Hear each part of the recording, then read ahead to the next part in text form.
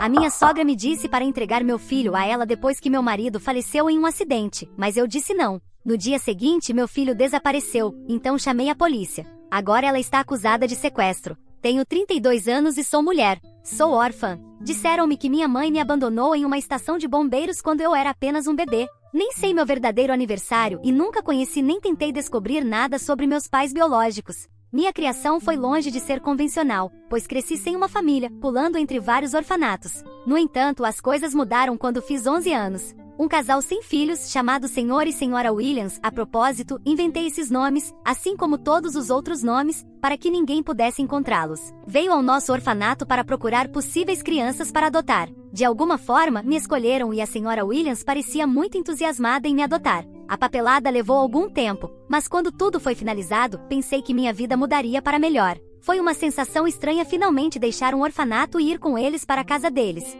O senhor e a Sra. Williams eram bastante abastados e ambos pareciam gentis comigo, pelo menos no início. A Sra. Williams era muito rigorosa quando se tratava de limpeza e sempre me dava palmadas nas mãos se meu quarto não estivesse arrumado ou se meu cabelo não estivesse bem penteado o tempo todo. Ela dizia que sempre teve uma visão de sua filha sendo absolutamente perfeita e que eu precisava corresponder às suas expectativas. O Sr. Williams, por outro lado, era um pouco estranho. Ele sempre entrava no meu quarto como se fosse um acidente enquanto eu estava me trocando. Aos 11 anos, eu acreditava nas suas desculpas esfarrapadas, mas à medida que fui crescendo, notei que isso acontecia cada vez mais. Realmente me deixava desconfortável, então implorei para que me deixassem ter uma fechadura na porta. No entanto, a Sra. Williams recusou e me disse que os quartos de todos precisavam ficar abertos e acessíveis o tempo todo. Tentei contar a ela sobre o Sr. Williams abrindo a porta aleatoriamente e ela ignorou, dizendo que eu estava apenas inventando desculpas sobre seu marido para poder fazer as coisas do meu jeito. Uma noite, acordei de repente sentindo muita sede, mas ao abrir os olhos, notei o Sr. Williams parado na minha porta me observando.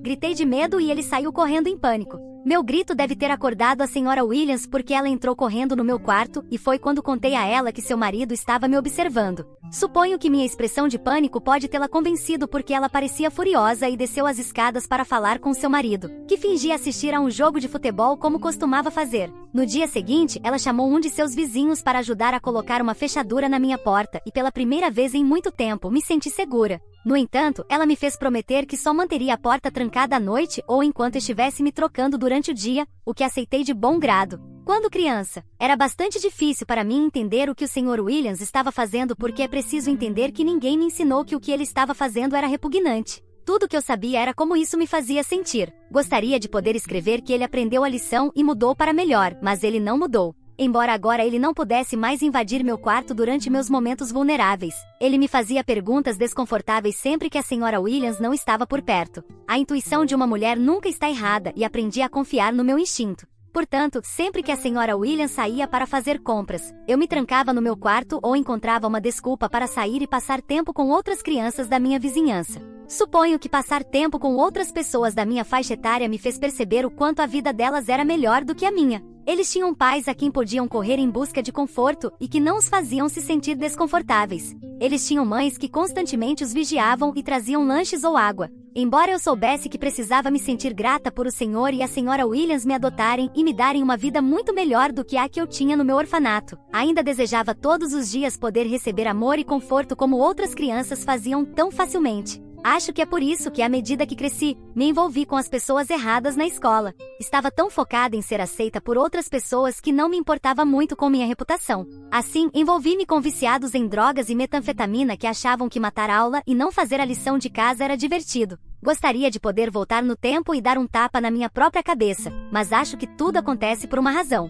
Regularmente faltava às aulas, envolvia-me com álcool e drogas, e vestia-me como uma gótica para ir à escola. O senhor e a Sra. Williams ameaçavam me expulsar, mas eu era muito rebelde para me importar e tínhamos grandes brigas por essa razão. O Sr. Williams também era muito estranho quando se tratava de qualquer pessoa com quem eu estava namorando. Ele olhava fixamente para eles se viessem me buscar para sair e ficava acordado até eu voltar para casa. Ele também gritava comigo se eu saísse com um vestido, dizendo que eu estava me vestindo como uma provocadora e que precisava me trocar para algo que ele considerava mais apropriado. Ele também tinha problemas com meu cabelo comprido e fazia comentários assustadores como que meu cabelo solto poderia excitar um garoto. Então eu precisava amarrá-lo em um rabo de cavalo. No começo eu ficava calada sempre que ele fazia um comentário assim, mas lentamente isso começou a me irritar mais e mais. Suponho que isso também me fez beber mais para poder esquecer o quão insegura e desconfortável me sentia na casa deles. Não foi até uma noite, quando voltava de uma festa depois de ter festejado a noite toda, nas primeiras horas da manhã, que me parei em uma ponte e vi o nascer do sol mais lindo que já tinha visto.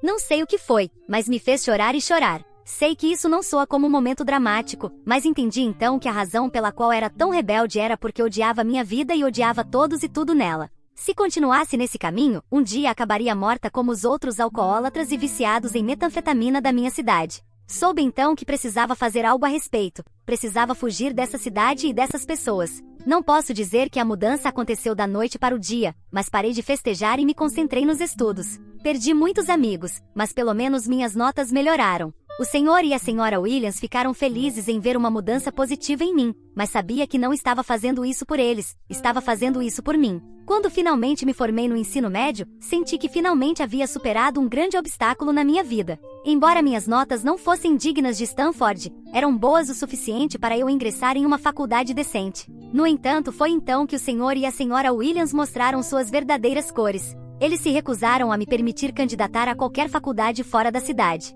Fiquei chocada, já que eram eles que estavam me pressionando para melhorar minhas notas. Durante nossa briga, a senhora Williams confessou que a razão pela qual haviam pensado em adotar alguém como eu era para que eu pudesse me sentir grata a eles por toda a vida e passar o resto dos meus dias cuidando deles. O Sr. Williams concordou e continuou dizendo que os filhos estão destinados a serem cuidadores embutidos e que isso era o mínimo que eu podia fazer para retribuir todos os anos de dinheiro e energia que gastaram comigo. Fiquei sem palavras depois de ouvir suas palavras. A Sra. Williams não parou por aí. Continuou dizendo como havia trabalhado tanto e me mantido segura de seu marido todos esses anos para que eu não encontrasse uma desculpa para simplesmente ir embora. Gritou que se certificou de me tornar dócil e disciplinada e que não permitiria que eu pagasse todos esses anos de trabalho duro dessa maneira. Eles até ameaçaram rasgar meu diploma do ensino médio e queimar todas as minhas roupas para que eu não tivesse nada para levar comigo nem lugar para onde ir. Como você pode imaginar, fiquei absolutamente apavorada. Se já tinha um forte desejo de ir embora antes, depois dessa conversa, minha determinação só cresceu mais. Na calada da noite, silenciosamente peguei todos os meus documentos importantes e algumas roupas, e escapei pela janela sem fazer barulho. A única coisa que deixei para trás foi uma carta na minha cama avisando que se algum dia tentassem vir atrás de mim ou envolver a polícia, eu garantiria que o Sr. Williams acabasse na prisão por todas as coisas inapropriadas que ele fez comigo ao longo da minha vida. Deixei claro que não hesitaria em compartilhar minha história com todos. Não tinha um destino específico em mente, mas tinha dinheiro suficiente para uma passagem de ônibus aos 18 anos. Sabia que finalmente estava livre da minha família adotiva. Tinha uma amiga chamada Lorraine que se mudou para uma cidade próxima, mas conseguimos manter contato ao longo dos anos.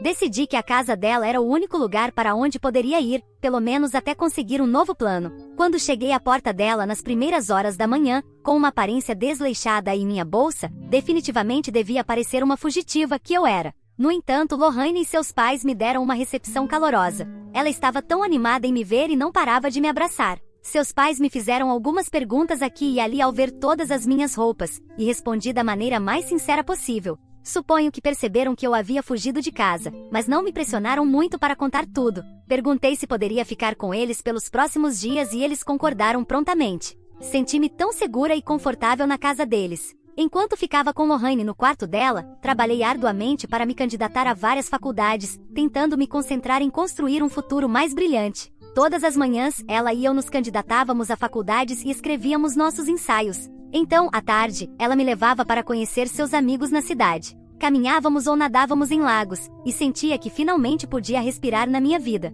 Perguntava-me como os pais dela me deixavam ficar com eles durante aqueles meses enquanto me candidatava a faculdades. E não foi até anos depois que Lorraine me contou, revelando que todos na minha cidade natal já sabiam que o Sr. Williams era um pervertido. Ela me contou que ele tinha antecedentes, o que me surpreendeu muito, já que não fazia ideia. No entanto, isso explicava porque seus pais não investigaram muito quando apareci na porta deles naquela manhã. Por isso, sempre serei imensamente grata a Lorraine e seus pais por sua compaixão e por me fornecerem um refúgio seguro quando mais precisei. Realmente salvaram minha vida naquele verão. Suponho que minha carta de despedida ao Sr. e à Sra. Williams deve ter funcionado, porque nunca se incomodaram em entrar em contato comigo desde que saí. Lohane e eu acabamos ingressando na mesma faculdade, então os pais dela nos ajudaram a nos mudar para nosso dormitório. Fiquei muito feliz ao ver que tinha minha própria cama e mesa que podia decorar como quisesse. Foi durante meus anos de faculdade que conheci o amor da minha vida, James. Nossa conexão foi inegável desde o início. Ele era o cara mais doce que eu já havia conhecido.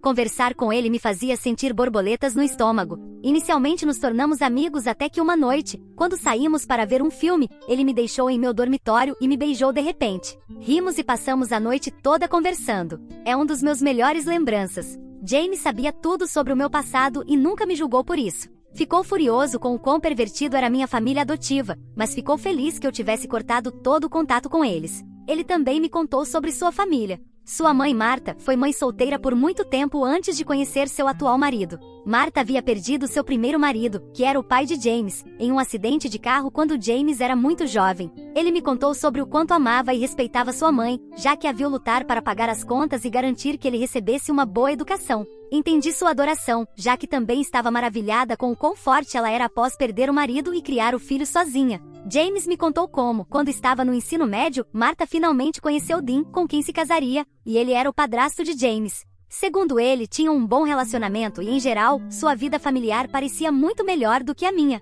Quando James e eu começamos a nos levar mais a sério, ele decidiu dar o próximo grande passo e me apresentar à sua mãe. Apesar de visitar a universidade regularmente para vê-lo, ela nunca tinha tido a chance de me conhecer. Então ele organizou um jantar em um restaurante perto da nossa universidade para que pudesse me conhecer oficialmente. Durante o jantar, não pude deixar de notar que Marta não parecia muito entusiasmada em me conhecer. Ela me bombardeou com perguntas durante toda a noite, particularmente perguntas sobre minha história familiar e minha infância. Para ser honesta, compartilhei com ela minhas experiências de viver em diferentes orfanatos antes de ser adotada pelo Sr. e a Sra. Williams. Seus lábios se franziram visivelmente em desapontamento enquanto eu contava minha história. Era evidente que ela não estava satisfeita. Tentei desviar a conversa várias vezes perguntando sobre como ela estava indo em seu trabalho, mas Marta insistiu que eu deveria revelar tudo sobre meu passado, já que não queria ser surpreendida mais tarde. Ela também persistiu em fazer comentários sobre como nunca imaginou que seu filho namoraria uma órfã ou como James poderia fazer muito melhor. Suas palavras me machucaram profundamente, deixando-me desconfortável e não bem-vinda. James também parecia irritado e disse a ela várias vezes que seus comentários eram realmente inapropriados e injustos. Mas Marta respondia dizendo que só tinha em mente o melhor para ele e que mamãe sabe o que é melhor. É seguro dizer que fiquei totalmente perturbada depois de conhecê-la. No entanto, nunca cresci em uma família normal, então pensei que talvez isso fosse normal, que os pais fossem tão protetores com seus filhos. Entendi que suas intenções eram positivas e que só estava tentando cuidar de seu filho. James se desculpou comigo após aquele jantar e me disse que falaria com sua mãe sobre seu comportamento. Marta e eu nos encontramos algumas vezes depois daquele incidente, e ela tentou moderar seus comentários sobre meu passado. Ao contrário dela, Dean, seu marido, era muito gentil e sempre foi educado comigo sempre que nos encontrávamos. Apesar da desaprovação de sua mãe, James e eu continuamos juntos e sabíamos que queríamos passar o resto de nossas vidas juntos. Portanto, quando nos formamos na faculdade, não foi uma surpresa para mim nem para nossos amigos quando James me pediu em casamento. Ambos tínhamos conseguido excelentes empregos e estávamos nos mudando para São Francisco juntos, onde começaríamos nossas novas vidas. No entanto, Marta ficou surpresa, para dizer o mínimo, e mostrou seu desagrado durante toda a nossa festa de noivado, que organizamos para nossos amigos próximos e familiares de James antes de nossa grande mudança para a Califórnia. Enquanto todos os outros se divertiam, ela se destacava como um polegar dolorido. Em um momento, quando estávamos sozinhos, ela não pôde conter sua surpresa e desdém, expressando-me em privado que nunca imaginou que seu filho acabaria com alguém como eu, insinuando que eu era apenas uma fase passageira para ele. Até aquele momento, sempre lhe havia mostrado respeito, mas também sabia que precisava me afirmar. Disse-lhe firmemente que não podia falar comigo de maneira tão desrespeitosa novamente. Lembrei-lhe que não era apenas a namorada de James, ia ser sua esposa, sua nora. Reconheci sua desaprovação, mas enfatizei que amava genuinamente seu filho e acreditava que éramos bons um para o outro. Deixei claro que meu passado não era culpa minha, mas estava trabalhando ativamente para criar um futuro melhor para mim e esperava seu apoio. Em resposta, ela zombou e declarou que nunca teria sua bênção. Sem perder o ritmo, respondi calmamente que nunca estava pedindo e me afastei. Mais tarde, ela se queixou a James depois da festa sobre o quão desrespeitosa fui com ela, e meu noivo lhe disse que ela merecia, já que sempre havia sido grosseira comigo. Foi satisfatório ver seu rosto ficar vermelho de vergonha. Dee mais tarde a acompanhou para fora enquanto ela nos gritava a James e a mim por nos apressarmos para nos casar e basicamente nos amaldiçoava. Além desse incidente, nosso casamento civil correu bastante bem. Nos mudamos para a Califórnia e moramos juntos em um apartamento alugado. Nossas horas de trabalho eram longas, mas todas as noites nos certificávamos de passar tempo juntos tanto quanto possível. Nunca pensei que o casamento pudesse ser tão fácil, mas acho que quando você está com a pessoa certa, não precisa se esforçar tanto. James e eu havíamos discutido nosso futuro e estávamos claros que queríamos ter filhos apenas depois de estarmos financeiramente estáveis para começar uma família. Portanto, no 4º ano do nosso casamento, quando finalmente nos mudamos para nossa própria casa após anos de trabalho árduo, ambos concordamos que finalmente podíamos começar a tentar ter um bebê. Esta casa era o resultado do nosso suor e lágrimas, e estávamos mais que emocionados com a perspectiva de receber um filho em nossas vidas e criá-lo no espaço que construímos juntos. Ao longo dos anos, Martha mal nos visitou, embora Dee nos chamasse ou enviasse mensagens regularmente.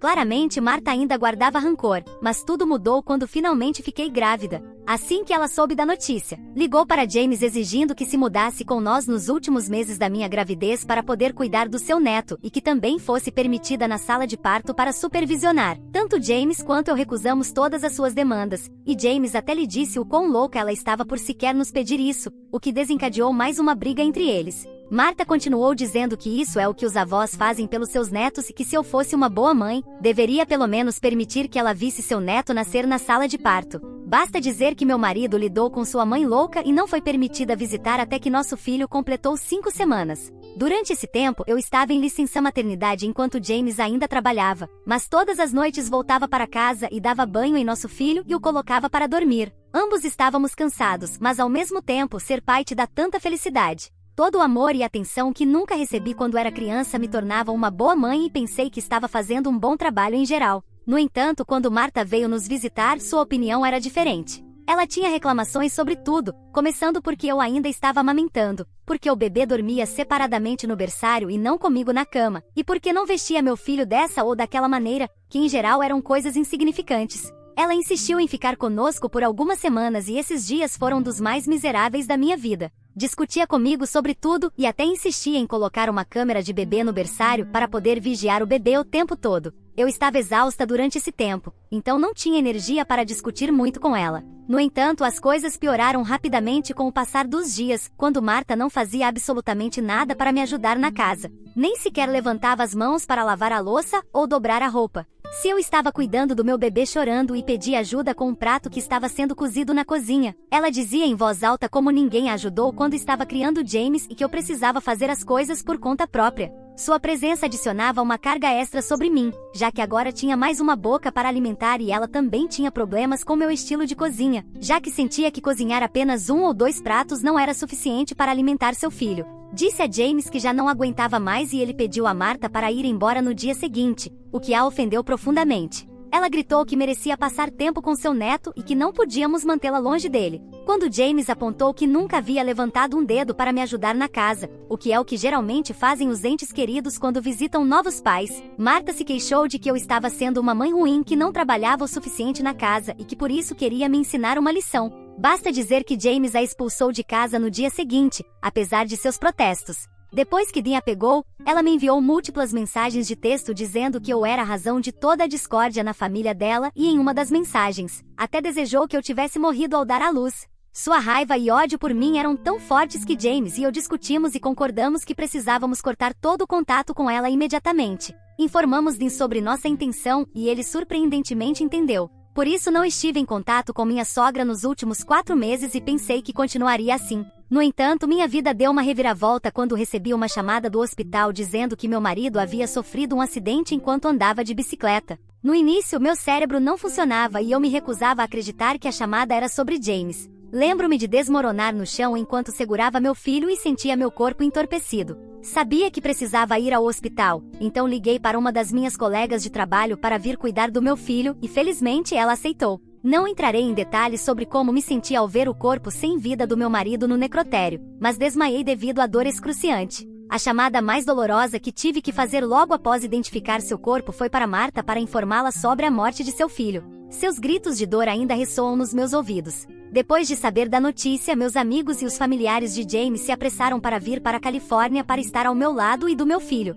Tivemos que organizar um funeral que felizmente meus amigos assumiram a responsabilidade de organizar, já que eu não estava em condições de fazer nada. Marta também chegou e, embora no início fosse cortês comigo, pude ver que estava tentando manter suas emoções sob controle. Depois do funeral, ela pediu para falar comigo em particular, e eu concordei e saímos para o quintal. Inicialmente ela expressou suas condolências, mencionando como entendia a dor de perder o marido e expressando seu desejo de que eu não tivesse que suportar tal dor. No entanto, seu tom mudou rapidamente quando sugeriu que eu não estava em condições de cuidar adequadamente do meu filho em um momento tão vulnerável. Propôs audaciosamente que eu permitisse que ela levasse meu filho com ela para que pudesse criá-lo longe de toda a dor e depressão que nos cercavam. Fiquei completamente chocada, olhando para ela incrédula enquanto continuava justificando sua proposta, dizendo que se eu realmente fosse uma boa mãe, não deveria ser tão egoísta a ponto de me apegar ao seu neto em um momento tão difícil. Não sei o que aconteceu comigo, mas toda a raiva e ressentimento acumulados durante anos vieram à tona e gritei para ela sair da minha casa.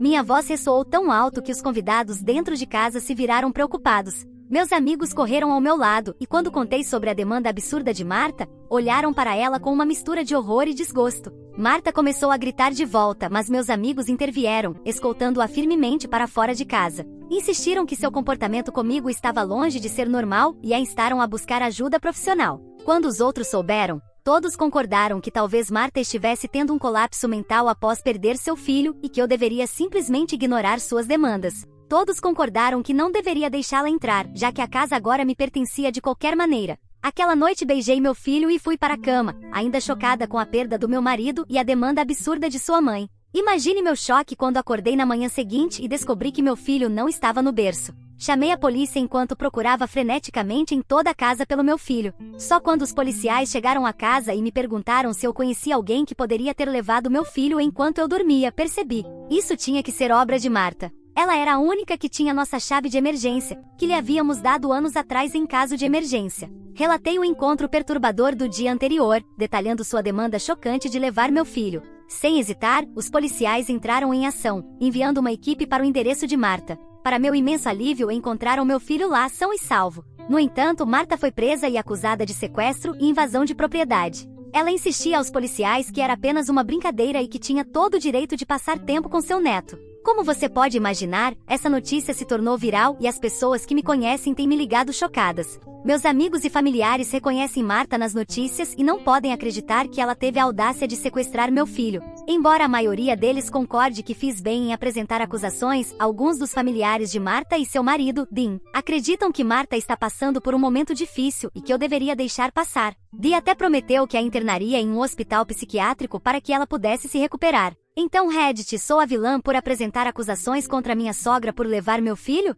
Deveria deixar passar porque ela acabou de perder seu próprio filho e provavelmente está lidando com seu próprio processo de luto? Atualização 1. Estou feliz que a maioria das pessoas acredite que eu não deveria perdoá-la e que talvez ela não se acalme após este incidente. Inicialmente me senti um pouco culpada quando postei isso, mas concordo com o que a maioria de vocês comentou, que mesmo meu marido James teria apoiado minha decisão de apresentar acusações. Isso é exatamente o que temo, por isso não tenho escolha a não ser seguir em frente com isso. Embora não queira puni-la, acho que ela precisa aprender as consequências de suas ações, caso contrário, poderá fazer isso de novo comigo e com meu filho. Quanto aos familiares que pensavam que deveria deixar passar, decidi que simplesmente os ignorarei e até bloquearei porque nunca tiveram que passar pelo que passei ao acordar naquela manhã e descobrir que meu filho não estava. Atualmente estou trabalhando para contratar um advogado que possa me ajudar a lutar este caso e apresentar minha versão da história de maneira eficaz a um juiz. Atualizarei em breve. Atualização 2. Oi, sei que já faz um mês,